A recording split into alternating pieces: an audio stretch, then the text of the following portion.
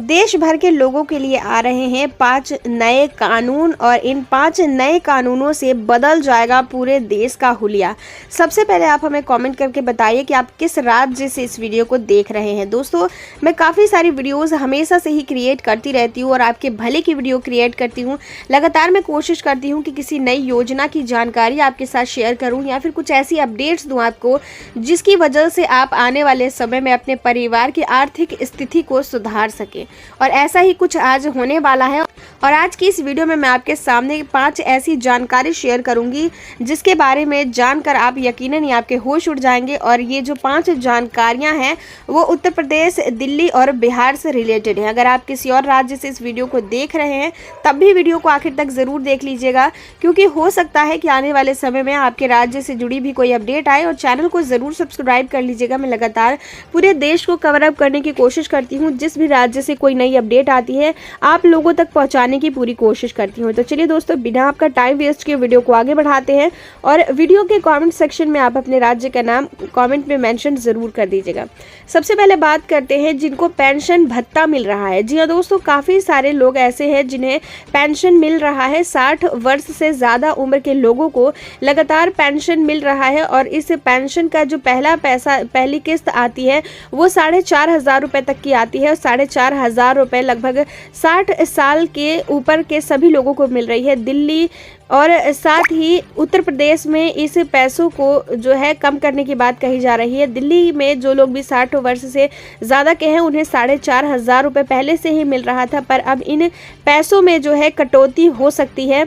और वहीं अगर बात करें बिहार के पेंशन उपभोक्ताओं की, तो आपको जानकारी काफ़ी ज़्यादा दुख होगा कि पहले 2,500 रुपये मिल रहा था और अब जो है इस पैसे में कटौती करके 1,500 रुपये जो है आपको मिलने वाले हैं। तो दोस्तों, ये रही पेंशन की कहानी। जी हाँ दोस्तों, जिस भी राज्य में अगर 1,000 रुपये मिल रहा था तो उन पैसों में से अब 20% की कटौती होगी और 1,000 रुपये में से अब आपको 800 रुपये ही मिलने वाले हैं। तो दोस्तों, ये रही इस टाइम की खबर जो है पेंशन को लेकर आ रही है। और इस अपडेट को जो है निर्मला सीतारमण ने जो है अपने सोशल मीडिया के जरिए से इस खबर को वायरल कराया है। निर्मला सीतारमण के मुताबिक जो है देश अभी काफ़ी ज़्यादा कर्ज में डूब गया है और जिस तरीके से सरकार की झोली खाली है, ऐसे में अब पैसों को रिकवर करने के लिए इन सभी चीज़ों को करना ज़रूरी है।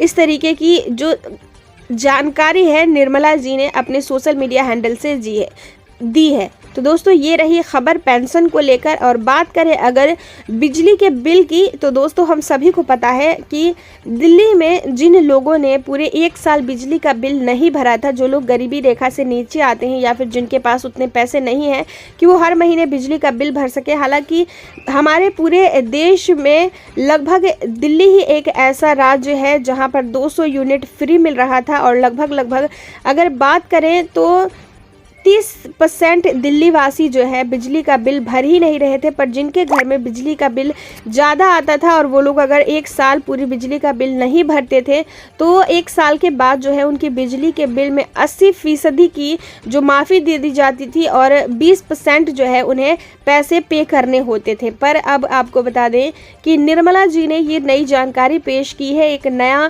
जो है बिल पास किया है कि अब 1 भी रुपया की माफ़ी जो है किसी भी शख्स को बिजली के बिल में नहीं दी जाएगी और दिल्ली वासियों को अब सिर्फ और सिर्फ 100 यूनिट फ्री बिजली मिलने वाला है। अगर कुल मिलाकर बात किया जाए तो एक बार फिर से निर्मला जी ने जो है मिडिल और गरीबी रेखा से नीचे आने वाले लोगों को एक ज़ोरदार थप्पड़ मारा है, क्योंकि जो लोग पैसे पे नहीं कर सकते थे वही लोग जो है पूरे साल बिजली का बिल नहीं भर पाते थे। यहाँ तक कि हमने उन लोगों को भी देखा है और उन लोगों के कमेंट्स भी पढ़े हैं जिनके पास पैसे नहीं होते और वो पैसे पे नहीं कर पाते, जिसकी वजह से उनकी बिजली के बिल को ना सिर्फ माफ़ किया जाता बल्कि लगभग 2-3 दिन ही उनकी बिजली को कट किया जाता। उसके बाद सरकार जो है खुद बिजली की बिल की माफ़ी देती और बिजली का जो सप्लाई है उसे दोबारा से शुरू किया जाता। पर निर्मला जी ने ये कहा है कि 1 भी रुपया की माफ़ी नहीं मिलेगी और जब तक वो शख्स जो है बिजली का बिल पूरा पे नहीं कर देता है उसके घर में किसी भी तरीके की बिजली सप्लाई नहीं की जाएगी। तो दोस्तों, क्या कहना है इस एक ज़ोरदार थप्पड़ के बारे बारे में कमेंट करके हमें ज़रूर बताएगा। और बात करें अगर इंदिरा आवास के बारे में, जो कि एक नई जानकारी निकल कर सामने आ रही थी, बताया जा रहा था कि एक बार फिर से इंदिरा आवास को खोला जाएगा और एक बार फिर से जिन लोगों की झुग्गी झोपड़ी है या जिनका पक्का मकान नहीं है उन लोगों को 40-40 हज़ार रुपये देने की बात कही जा रही थी। और इस खबर को जो है खुद मोदी जी ने गुजरात के दौरे में क्लियर किया था। उन्होंने बताया था कि इंदिरा आवास को एक बार फिर से जो है अपडेट किया जाएगा और जिन लोगों का अब तक झुग्गी है, जिन लोगों का अब तक पक्का मकान नहीं बन पाया है, उन लोगों को पैसे दिए जाएंगे। पर अब जो है निर्मला जी ने पूरी तरीके से इंदिरा आवास को बंद करने की बात कह दी है। हालांकि इंदिरा आवास में कुछ एक पैसे इतने मिल जाया करते थे कि लोग अपना कुछ पैसा मिलाकर अपना घर जो है पक्का बना सके, पर अब इस इंदिरा आवास को भी पूरी तरीके से कैंसिल करने की बात कही जा रही है। हालांकि अब तक इस पर पुष्टि नहीं की गई है, अब तक इस पर निर्मला जी ने मुहर नहीं लगाया है, पर उन्होंने सांसद में इसकी बात ज़रूर छेड़ दी है। तो दोस्तों ये रही तीसरी कहानी और तीसरा अपडेट जिससे बहुत बड़ा झटका लगा है।